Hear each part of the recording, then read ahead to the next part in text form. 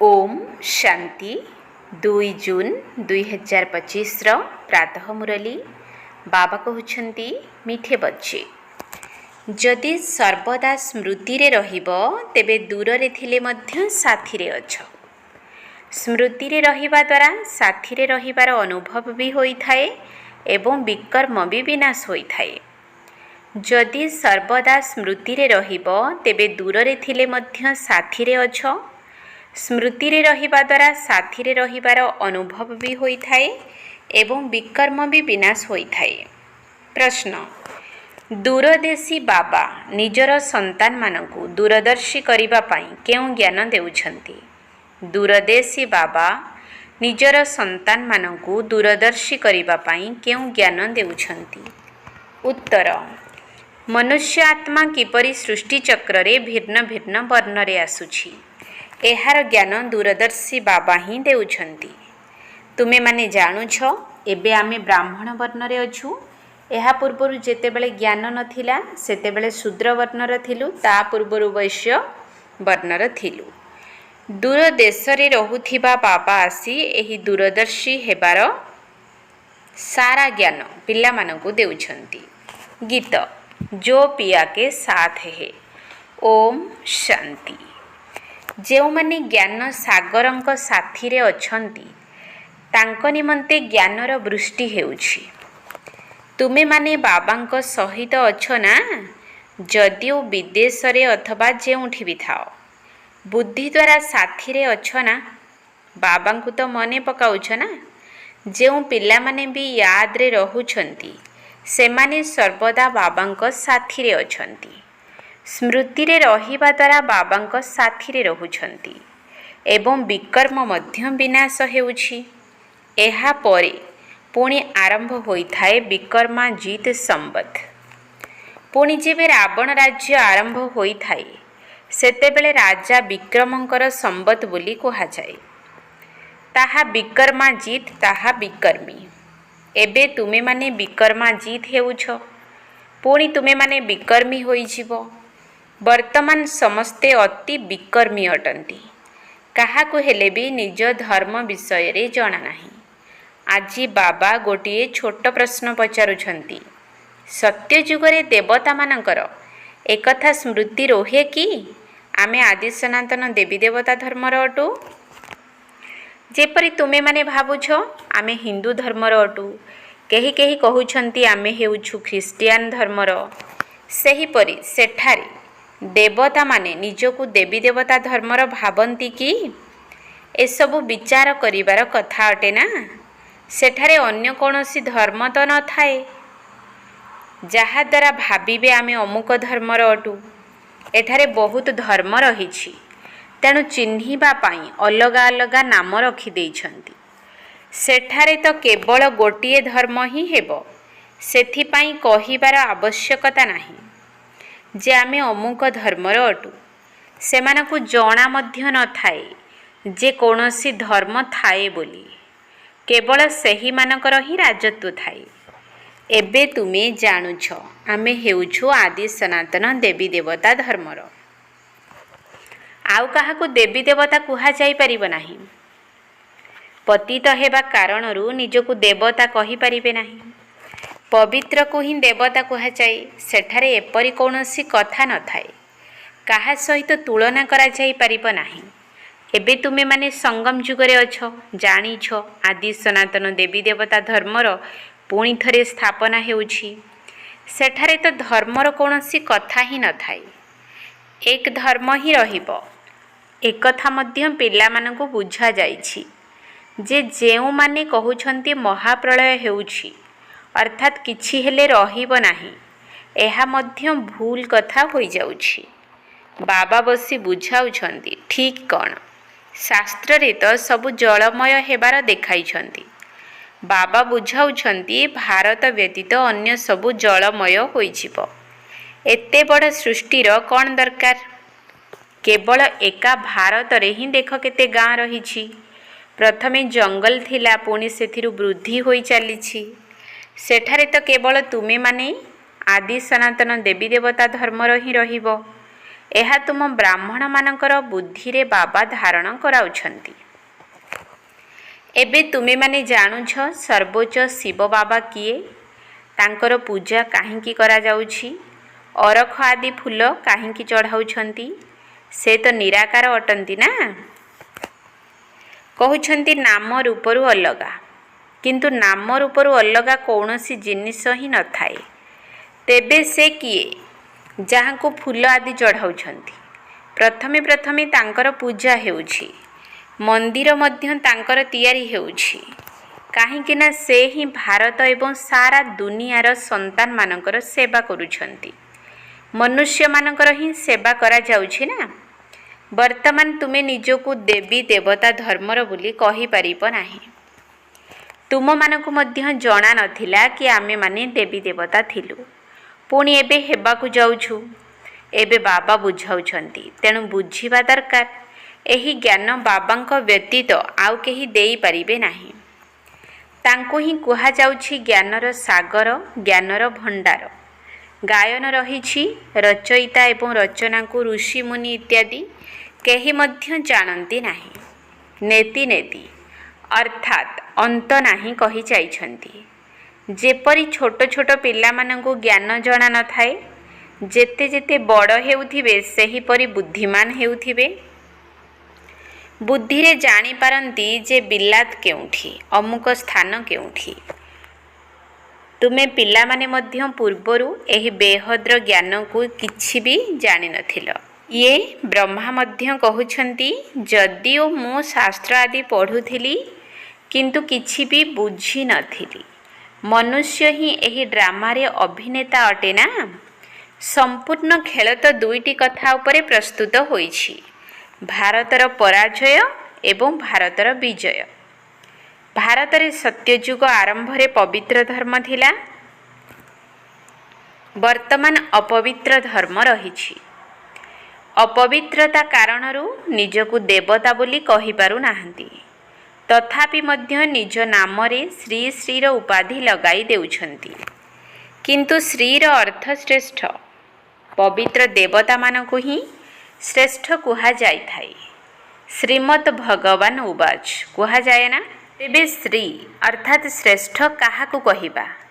ଯେଉଁମାନେ ବାବାଙ୍କ ମୁଖରୁ ଜ୍ଞାନ ଶୁଣି ଶ୍ରେଷ୍ଠ ହେଉଛନ୍ତି, ନା ଯେଉଁମାନେ ନିଜକୁ ନିଜେ ଶ୍ରୀ ଶ୍ରୀ କୁହାଉଛନ୍ତି?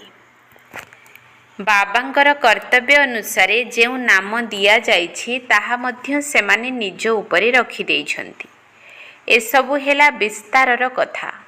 ତଥାପି ମଧ୍ୟ ବାବା କହୁଛନ୍ତି, ପିଲାମାନେ ଏକମାତ୍ର ବାବାଙ୍କୁ ହିଁ ମନେ ପକାଉଥାଅ। ଏହା ହିଁ ହେଉଛି ବଶୀକରଣ ମନ୍ତ୍ର। ତୁମେ ରାବଣ ଉପରେ ବିଜୟ ପ୍ରାପ୍ତ କରି ଜଗତ ଜିତ୍ ହେଉଛ। ବାରମ୍ବାର ନିଜକୁ ଆତ୍ମା ମନେକର। ଏଠାରେ ଏହି ଶରୀର ତ ପାଞ୍ଚ ତତ୍ତ୍ୱରେ ତିଆରି ହୋଇଛି, ତିଆରି ହେଉଛି, ନଷ୍ଟ ହେଉଛି, ପୁଣି ତିଆରି ହେଉଛି। ତେବେ ଆତ୍ମା ତ ଅବିନାଶୀ ଅଟେ। ଅବିନାଶୀ ଆତ୍ମାମାନଙ୍କୁ ଏବେ ସଙ୍ଗମ ଯୁଗରେ ଅବିନାଶୀ ବାବା ପାଠ ପଢ଼ାଉଛନ୍ତି। ଭଲେ ଯେତେ ବିଘ୍ନ ଆଦି ପଡ଼ିଲେ ମଧ୍ୟ, ମାୟାର ତୋଫାନ ଆସିଲେ ମଧ୍ୟ ତୁମେ ବାବାଙ୍କ ୟାଦରେ ରୁହ। ତୁମେ ଜାଣିଛ ଆମେ ହିଁ ସତୋପ୍ରଧାନ ଥିଲୁ, ପୁଣି ତମଃ ପ୍ରଧାନ ହୋଇଛୁ। ତୁମମାନଙ୍କ ଭିତରେ ମଧ୍ୟ କ୍ରମାନୁସାରେ ଏକଥା ଜାଣିଛନ୍ତି। ତୁମମାନଙ୍କର ବୁଦ୍ଧିରେ ରହିଛି ଆମେ ହିଁ ପ୍ରଥମେ ଭକ୍ତି କରିଛୁ। ନିଶ୍ଚିତ ଯେଉଁମାନେ ପ୍ରଥମେ ଭକ୍ତି କରିଛନ୍ତି ସେ ହିଁ ଶିବ ମନ୍ଦିର ତିଆରି କରିଛନ୍ତି। କାହିଁକି ନା ଧନବାନ ମଧ୍ୟ ସେହିମାନେ ହିଁ ହୋଇଥାନ୍ତି ନା। ବଡ଼ ବଡ଼ ରାଜାମାନଙ୍କୁ ଦେଖି ଅନ୍ୟ ରାଜାମାନେ ଏବଂ ଧୀରେ ଧୀରେ ପ୍ରଜାମାନେ ମଧ୍ୟ ମନ୍ଦିର ନିର୍ମାଣ କରିଥାନ୍ତି। ଏସବୁ ହେଲା ବିସ୍ତାରର କଥା। ଏକ ସେକେଣ୍ଡରେ ଜୀବନ ମୁକ୍ତି କୁହାଯାଇଥାଏ, ପୁଣି ବୁଝାଇବା ପାଇଁ କେତେ ବର୍ଷ ଲାଗିଯାଉଛି। ଜ୍ଞାନ ତ ସହଜ ଅଟେ, ସେଥିରେ ଏତେ ସମୟ ଲାଗେ ନାହିଁ ଯେତେ ସମୟ ୟାଦର ଯାତ୍ରାରେ ରହିବା ପାଇଁ ଲାଗିଥାଏ। ଡାକୁଛନ୍ତି ମଧ୍ୟ, ବାବା ଆସ, ଏଠାକୁ ଆସି ଆମକୁ ପତିତରୁ ପାବନ କର। ଏପରି କହୁନାହାନ୍ତି ଯେ ବାବା ଆମକୁ ବିଶ୍ୱର ମାଲିକ କର। ସମସ୍ତେ କହୁଛନ୍ତି ପତିତରୁ ପାବନ କର। ପବିତ୍ର ଦୁନିଆ ସତ୍ୟ ଯୁଗକୁ କୁହାଯାଏ। ଏହାକୁ ପତିତ ଦୁନିଆ କୁହାଯିବ। ପତିତ ଦୁନିଆ କହୁଥିଲେ ମଧ୍ୟ ନିଜକୁ କେହି ପତିତ ବୋଲି ଭାବି ନଥାନ୍ତି। ନିଜ ପ୍ରତି ଘୃଣା ଆସୁନାହିଁ।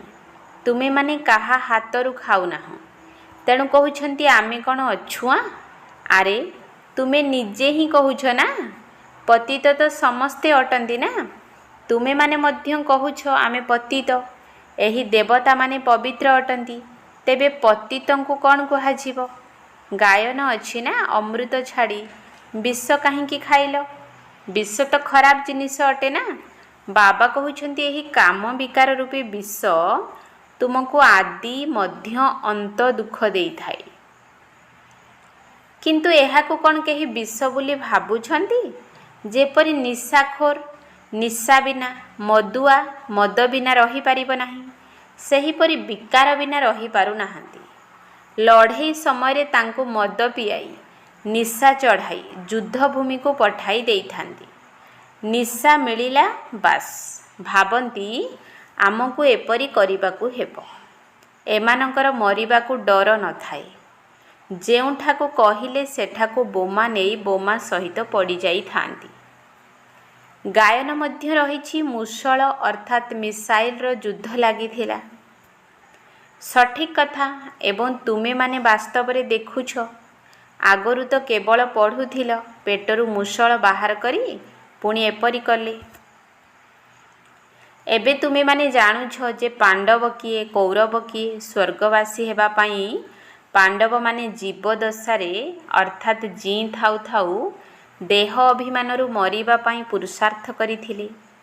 ତୁମେମାନେ ଏବେ ଏହି ପୁରୁଣା ଶରୀରକୁ ଛାଡ଼ିବାର ପୁରୁଷାର୍ଥ କରୁଛ। କହୁଛ ନା ଏହି ପୁରୁଣା ଜୋତା ଛାଡ଼ି ନୂଆ ନେବୁ। ବାବା ପିଲାମାନଙ୍କୁ ହିଁ ବୁଝାଉଛନ୍ତି। ବାବା କହୁଛନ୍ତି ମୁଁ କଳ୍ପ କଳ୍ପ ଆସୁଛି, ମୋର ନାମ ହେଉଛି ଶିବ। ଶିବ ଜୟନ୍ତୀ ମଧ୍ୟ ପାଳନ କରୁଛନ୍ତି। ଭକ୍ତି ମାର୍ଗ ପାଇଁ କେତେ ମନ୍ଦିର ଆଦି ତିଆରି କରୁଛନ୍ତି। ନାମ ମଧ୍ୟ ବହୁତ ରଖିଦେଇଛନ୍ତି। ଦେବୀମାନଙ୍କର ମଧ୍ୟ ସେହିପରି ନାମ ସବୁ ରଖିଦେଉଛନ୍ତି। ବର୍ତ୍ତମାନ ତୁମମାନଙ୍କର ପୂଜା ହେଉଛି। ଏକଥା ମଧ୍ୟ ତୁମେମାନେ ହିଁ ଜାଣୁଛ। ଯାହାଙ୍କର ଆମେ ଦିନେ ପୂଜା କରୁଥିଲୁ, ସେ ଆସି ଆମକୁ ପଢ଼ାଉଛନ୍ତି। ଯେଉଁ ଲକ୍ଷ୍ମୀ ନାରାୟଣଙ୍କର ଆମେ ପୂଜାରୀ ଥିଲୁ, ଏବେ ଆମେ ନିଜେ ସେହିଭଳି ହେଉଛୁ। ଏହି ଜ୍ଞାନ ବୁଦ୍ଧିରେ ଅଛି। ସ୍ମରଣ କରୁଥାଅ ଏବଂ ପୁଣି ଅନ୍ୟମାନଙ୍କୁ ମଧ୍ୟ ଶୁଣାଅ। ବହୁତ ଅଛନ୍ତି ଯେଉଁମାନେ ଧାରଣା କରିପାରୁନାହାନ୍ତି। ବାବା କହୁଛନ୍ତି ଅଧିକ ଧାରଣା ନ କରିପାରିଲେ କିଛି ଯାଏ ଆସେ ନାହିଁ। ଯୋଗଯୁକ୍ତ ହୋଇ ରହିବାର ଧାରଣା ତ କରୁଛ ନା। ବାବାଙ୍କୁ ହିଁ ୟାଦ କରିଚାଲ। ଯେଉଁମାନେ ମୁରଲି ଶୁଣାଇ ପାରୁନାହାନ୍ତି, ସେମାନେ କେବଳ ଏଠାରେ ବସି ସ୍ମରଣ କରନ୍ତୁ। ଏଠାରେ କୌଣସି ବନ୍ଧନ ବା ଅଡ଼ୁଆ ତଡ଼ୁଆ କଥା ଆଦି ନାହିଁ। ଘରେ ପିଲାଛୁଆଙ୍କର କାର୍ଯ୍ୟକଳାପ ଦେଖି ସେହି ନିଶା ହଜିଯାଉଛି। ଏଠାରେ ଚିତ୍ର ମଧ୍ୟ ରଖାଯାଇଛି। କାହାକୁ ବି ବୁଝାଇବା ତ ବହୁତ ସହଜ। ଲୋକମାନେ ତ ଗୀତା ଆଦି ପୁରା କଣ୍ଠସ୍ଥ କରିଦେଉଛନ୍ତି। ଶିଖମାନଙ୍କର ମଧ୍ୟ ଗ୍ରନ୍ଥ କଣ୍ଠସ୍ଥ ହୋଇ ରହିଥାଏ। ତୁମକୁ କ'ଣ କଣ୍ଠସ୍ଥ କରିବାକୁ ଅର୍ଥାତ୍ ମନେ ରଖିବାକୁ ହେବ? ବାବାଙ୍କୁ। ତୁମେ କହୁଛ ମଧ୍ୟ ବାବା ଏହା ବିଲକୁଲ ନୂଆ କଥା। ଏହା ହିଁ ଏକମାତ୍ର ସମୟ ଯେତେବେଳେ କି ତୁମକୁ ନିଜକୁ ଆତ୍ମା ଭାବି ଏକମାତ୍ର ବାବାଙ୍କୁ ମନେ ପକାଇବାକୁ ହେବ। 5000 ବର୍ଷ ପୂର୍ବରୁ ମଧ୍ୟ ଶିଖାଇଥିଲି। ଆଉ କାହାର ଶକ୍ତି ନାହିଁ ଯିଏ ଏପରି ବୁଝାଇ ପାରିବେ। ଜ୍ଞାନ ସାଗର ତ କେବଳ ବାବା ହିଁ ଅଟନ୍ତି। ଅନ୍ୟ କେହି ଜ୍ଞାନ ସାଗର ହୋଇପାରିବେ ନାହିଁ। ଜ୍ଞାନ ସାଗର ବାବା ହିଁ ତୁମମାନଙ୍କୁ ବୁଝାଉଛନ୍ତି। ଆଜିକାଲି ଏପରି ବହୁତ ସାଧୁ ସନ୍ଥ ଆବିର୍ଭାବ ହେଉଛନ୍ତି, ଯିଏ କହୁଛନ୍ତି ମୁଁ ଅବତାର ନେଇଛି। ସେଥିପାଇଁ ସତ୍ୟର ସ୍ଥାପନାରେ କେତେ ବିଘ୍ନ ପଡ଼ୁଛି।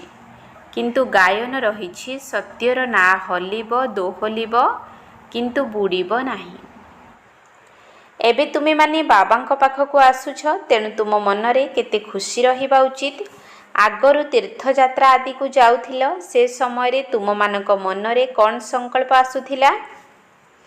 एबे घरद्वार छाड़ी एठाकू आसुछ तेबे कौन खियाल आसुछि? आमे बाप दादा पाखकू जाउछु। बाबा एकथा मध्य बुझाइछंती जे मोते ही शिव बाबा कुहा जाउछि। जाहांक मध्यरे प्रवेश करुछि से हेउछंती ब्रह्मा। कुटुंब रही थाए ना, प्रथम वंश हेउछि ब्राह्मण मानकर, पुणी देवता मानकर कुटुंब होई थाए। एबे दूरदेशी बाबा संतान मानकु दूरदर्शी कराउछंती। तुमे माने विचार करुछ जे एबे आमे ब्राह्मण वर्णर अटु। एहा पूर्वरु जेबे ज्ञान मिली नथिला सेतेबेले शूद्र वर्णर थिलु। आमर हेउछंती ग्रेट ग्रेट ग्रांडफादर आदि पिता ब्रह्मा, ग्रेट शूद्र, ग्रेट वैश्य, ग्रेट क्षत्रिय, तांको पूर्वरु ग्रेट ब्राह्मण माने थिले। एही कथा सबु बाबांक व्यतीत अन्य केही बुझाई पारिबे नाही। एहाकु दूरदर्शी ज्ञान कुहा जाउछि। दूरदेशर बासिंदा बाबा आसी दूरदेशर समस्त ज्ञान संतान मानकु देउछंती। तुमे माने जानिछ आमर बाबा दूरदेशरु ब्रह्मा बाबांक शरीर को आसी थांती। एहा परदेश पर राज्य अटे। शिव बाबांकर निजर शरीर नाही एवं से हेउछंती ज्ञानर सागर। स्वर्गर राज्य मध्य तांकु देबाकु हेबो। श्रीकृष्ण तो देई पारिबे नाही, शिव बाबा ही देबे। श्रीकृष्ण को बाबा कुहा जीव नाही। बाबा राज्य देउछंती, बाबांक ठारु ही संपत्ति मिलुछि। एबे हद्र संपत्ति नेबा शेष हेउछि। सत्य जुगरे तुम मानकर एही कथा मने रहिबो नाही जे आमे एही संगमरे 21 जन्मर संपत्ति नेइथिलु। एकथा वर्तमान जानुछ जे आमे 21 जन्मर संपत्ति अधा कल्प पाई नेउछु। 21 पीढ़ी अर्थात पूरा आयु। जेबे शरीर बुढ़ा हेबो तेबे यथा समय रे शरीर छाड़िबु। जेपरी सर्प पुरुणा काति छाड़ी नुआ नहीं थाए, आमे अभिनय करी करी आमर शरीर मध्य पुरुणा होई जाइछि। तुमे माने सच्चा सच्चा ब्राह्मण अट। तुम मानकु ही भ्रमरी कुहा जाउछि। तुमे माने कीट मानकु अर्थात पतित आत्मा को निज समान ब्राह्मण कराउछ।